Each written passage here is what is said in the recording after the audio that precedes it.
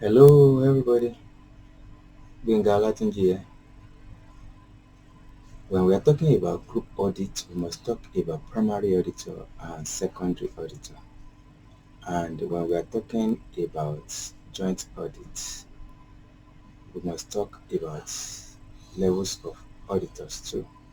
But here in joint audit, there is no significant influence among the joint auditors. So let us take a look at them one after the other. Primary auditor, and apparently, as we have primary auditor, secondary auditor, those that are used to educational system will be expecting tertiary auditor, but apparently there is nothing like tertiary auditor in auditing environments. We only have the primary auditor and secondary auditor. We can call the primary auditor the group auditor also, while we can call the secondary auditor component auditors. So, and basically these names will feature in a group audit, not in a joint audit. So in a group audit now, the primary auditor will have a significant influence. And what do we mean by significant influence? Primarily, a group auditor will be responsible for the opinion expressed on the group account, and that is a major significant influence. He or she or the firm of chartered accountant that happen to be the group auditors will be responsible for the opinion expressed on the audited financial statements after all. So a group auditor is an auditor of the group. So we can say he or she or the firm is the lead group auditor or the lead auditor. Meanwhile, the secondary auditor, which we can equally call now the component auditor, is to assist in group audits and to be responsible directly to the group auditor. Now we may ask, what are the differences? Why is one firm a group auditor and the other firm a component auditor? Basically, time and chances happen to them all, not by virtue of maybe other extra qualification between the two of them. It's just that one has been appointed as the group auditor, maybe by virtue of knowledge, by virtue of uh, technical know-how or more resources to be used in for the audit, or maybe by their geographical location. It may even be as simple as this, being the group auditor, that is the head office auditor. So these may be some of the criteria used, but nothing really major.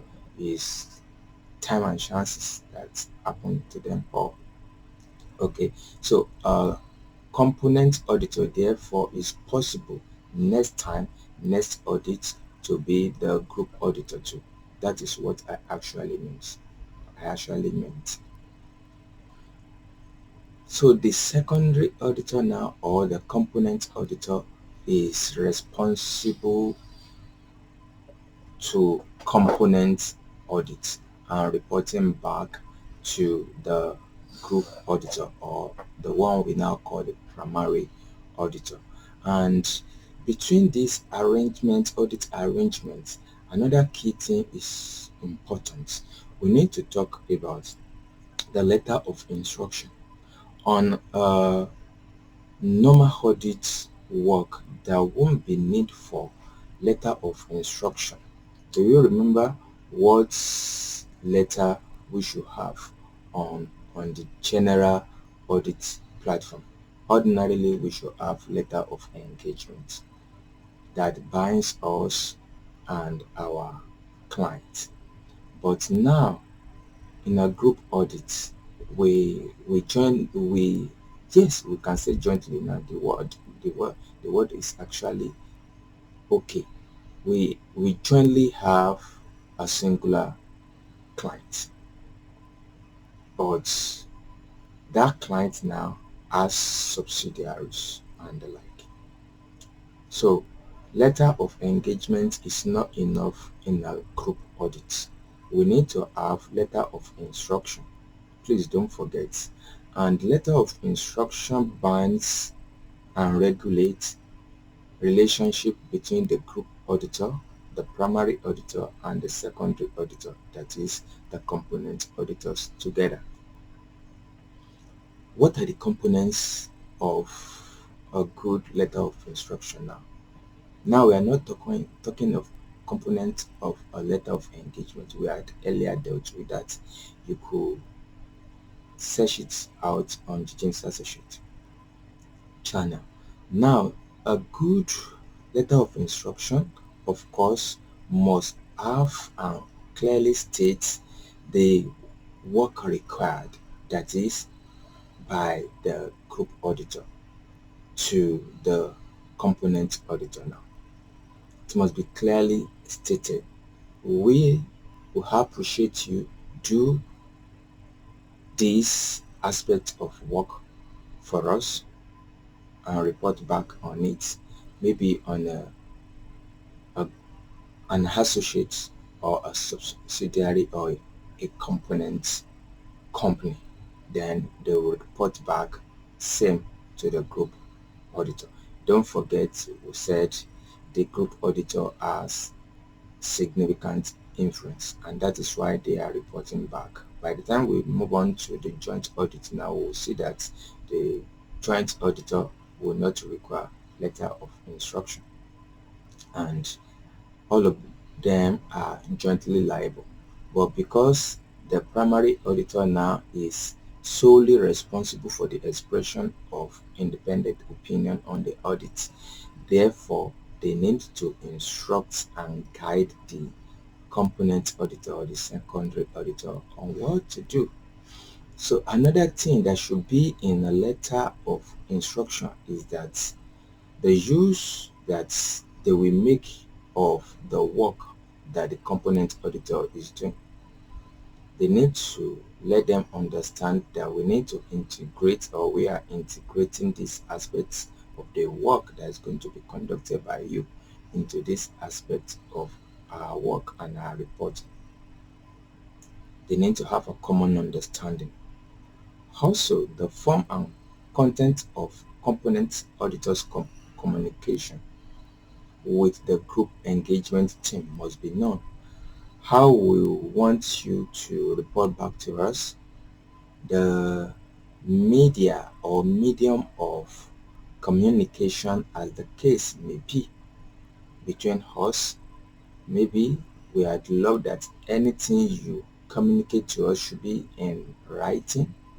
Maybe you can call us, and this is the designated phone line that you can use. This is the email address that you should always use to communicate on this formal arrangement of our audit. So they need to deal with the communication aspects, the content of their reporting, and how they should report and the like should be in a letter of instruction. Also, a request for cooperation. The group auditor will not just assume that cooperation will be as anticipated. So therefore, it is pertinent on the part of group auditor to include in the letter of instruction seeking a request for cooperation of the secondary or the component auditor now. Also, reminder as to ethical issues and ethical requirements.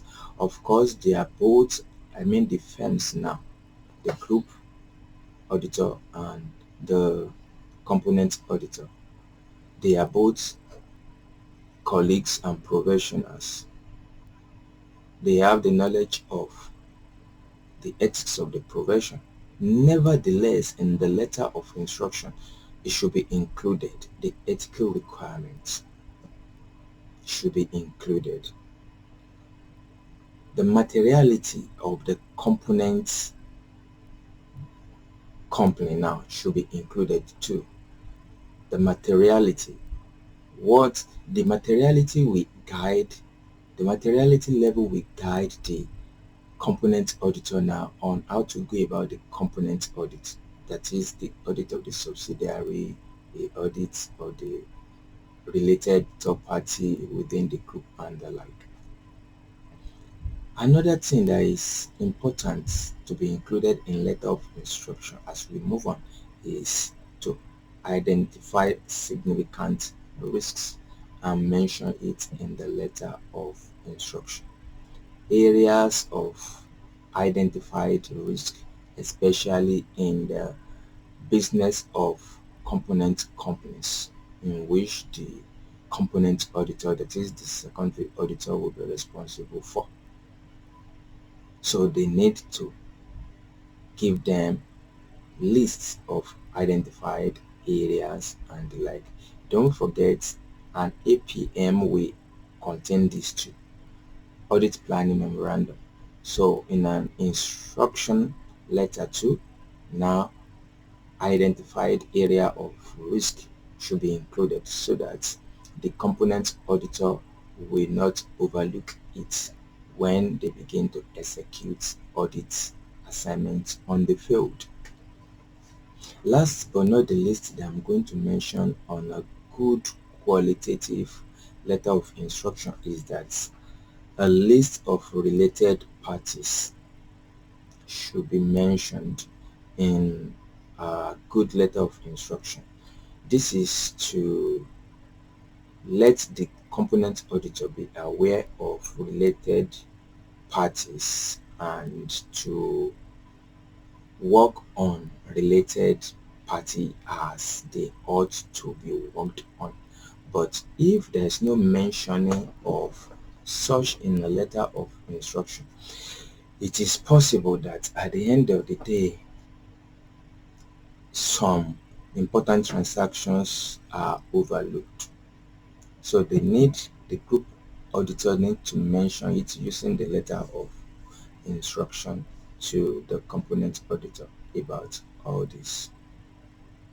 So this is about the group audit. Now we are moving to joint audits. Don't forget, in the group audit, we will mention the primary auditor, the secondary auditor. The primary auditor can be equally called the group auditor, who has significant influence on the engagement. Meanwhile, the component auditor, which is the secondary auditor now, is to assist under group audit arrangement. And their appointment basically has so many factors to be considered, but not that the secondary or the component auditors are less in their maybe technicality or qualification. Not at all. Time and chances happen to them all. I think we are good about primary, secondary auditor, and meanwhile, there is no tertiary auditor. We only have the primary and the secondary. Joint audit now. In joint audit, we will not be talking about the primary auditor, the secondary auditor. Reason being that they are both jointly responsible for the expression of the independent opinion on the financial statements audited, on the company audited. Both auditors, at least for joint audits to take place, there must be at least two. For one audit, we will not be talking, one auditor's engagement, we will not be talking about joint audit. That's a singular audit. And a singular audit will have everything about the audit that we know about. The engagement letter, letter of weakness, that is management control report, and so many others which are not the focus of this video now. But in joint audit, they are both liable. There's no primary, there's no secondary. They are all joint auditors. So only joint auditors will be mentioned. There won't be need for letter of instruction. They may have a memorandum of understanding. There will be need for letter of engagement, and the letter of engagement may be a bit broader and include than some other contents than that of a singular auditor's engagement. Like for example, in that letter of engagement now, there will be need or to mention the names of the joint auditors. There may be need to state clearly that they are the expression of their audit opinion is the responsibility of the auditors. They are jointly responsible to express. So now, if joint auditors have different views about an aspect of the audit carried out, then what happens? They need to resolve it. If not, they can move on. Unlike in group audit, the group auditor needs to take the decision. But for joint auditor audits, because they are jointly liable, they need to sit down together and find a way of agreeing on contentious audit aspects and matter, and after that express their opinion. Audit firm, then they can move on after that. So there are professional judgments, professional skepticism, and every other aspect of professionalism must be brought to bear the same way, both in joint audits and in group audits. Basically, the differences are those that I've mentioned. And as we move on, later on, touching on some other key terms and explanation on audit, audit engagement, auditing, and the like. We would love that you subscribe to Children's Associates if you've learned one thing or the other, and don't forget to share, comments, and share and like is important to us. And when you subscribe, don't forget to click all notification so that you could be notified when we upload new videos. More aspects of auditing will be explored. We will be talking about more aspects of audit like test data, system audits, substantive procedures, related party transaction audits, and subsequent year review, going concern. What are all these keywords in audits? Bengal Latin GFCA has been speaking. We had loved that you join us next time, and by subscribing you will be notified, and don't forget you are free to share to others around you.